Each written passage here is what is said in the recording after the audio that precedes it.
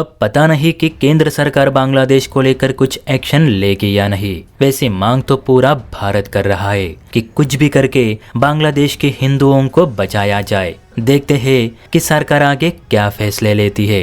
लेकिन पूरे भारत में एक सरकार ऐसी है जो कट्टरवादियों के खिलाफ एक्शन लेने में एक सेकंड का भी समय नहीं लगाती, और इस सरकार से कट्टर इस्लामिक काफी डरते भी है। और आज इसी सरकार ने बांग्लादेशियों के खिलाफ कठोर कार्यवाही भी की, जिसे देख झूठे आश्वासन देने वाले मोहम्मद यूनुस की आंखें बड़ी हो गई है। जी हाँ दोस्तों, बड़े दिनों बाद कुछ ऐसा देखने को मिला जिसमें भारत ने बांग्लादेशियों को धर दबोचा हो, तो बहुत ही बढ़िया खबर है। चलिए इसे विस्तार से समझते हैं। तो बात हो रही है भारत की एकमात्र निडर राज्य सरकार यानी योगी सरकार की, जिन्होंने एक नहीं दो नहीं बल्कि पूरे 30 बांग्लादेशियों को धर दबोचा है। और सिर्फ दबोचा नहीं तो बांग्लादेश को सख्त चेतावनी भी दी गई कि ऐसे लोगों को भारत आपके हवाले कतई नहीं करेगा।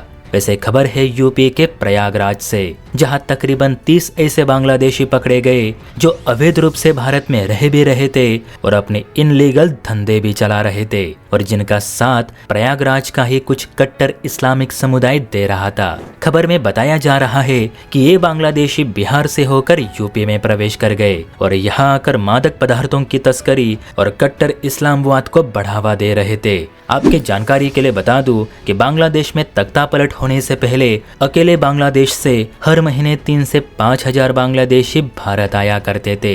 कोई रोजगार के लिए आता था, कोई घूमने के लिए, तो कोई ऐसे गंदे धंधे चलाने के लिए। आपको जानकर हैरानी होगी कि 2004 में किए गए सर्वे में भारत में करीब 12 लाख बांग्लादेशी रह रहे थे। उसके बाद 2016 में इनकी संख्या 20 लाख तक पहुंच गई, जबकि 2018 में गृह मंत्री अमित शाह ने यह आंकड़ा 40 लाख के करीब बताया। और अब 2024 में यह आंकड़ा कितना बढ़ गया होगा आप ही अंदाजा लगा लेना। और हम कहते हैं कि भारत की लोक संख्या बढ़ कैसी रही है, जबकि भारत में तो हम दो और हमारे दो की पॉलिसी है, लेकिन ये लोग तो नॉन स्टॉप अपनी आबादी बढ़ा रहे हैं, जबकि इनके पास भारतीय होने का प्रमाण पत्र भी नहीं। और ये कहीं ना कहीं भारत सरकार की ही गलती है कि वो किसी को भी अपने मकान में रहने के लिए जगह देती है।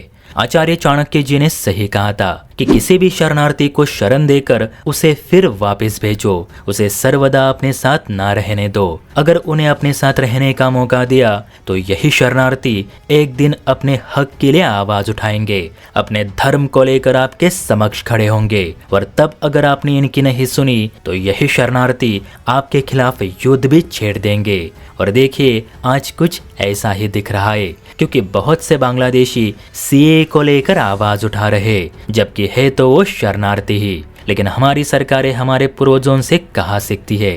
खैर सीएम योगी जी ने इन 30 बांग्लादेशियों के खिलाफ सख्त कार्यवाही के आदेश दिए हैं और बांग्लादेश की उस रिक्वेस्ट को भी खारिज कर दी जिसमें उन्होंने इन पकड़े गए आरोपियों को अपने हवाले करने को कहा था। सीएम योगी ने स्पष्ट शब्दों में कहा है कि ना तो किसी बांग्लादेशी को यूपी में एंट्री मिलेगी और ना ही हम ऐसे लोगों को रिहा करेंगे जो भारत में आकर इस्लामिक कट्टरवाद के बीज बोते हो। इन 30 पर कड़ी कार्यवाही होगी ही और हम करके रहेंगे। सच में दोस्तों कभी कभी ऐसा लगता है कि योगी जैसा सीएम भारत के हर स्टेट में होना ही चाहिए, जो अपराधियों के खिलाफ एक्शन लेने में जरा भी देर नहीं लगाते। वरना ममता दीदी के स्टेट में क्या हो रहा है आप देख ही रहे होंगे।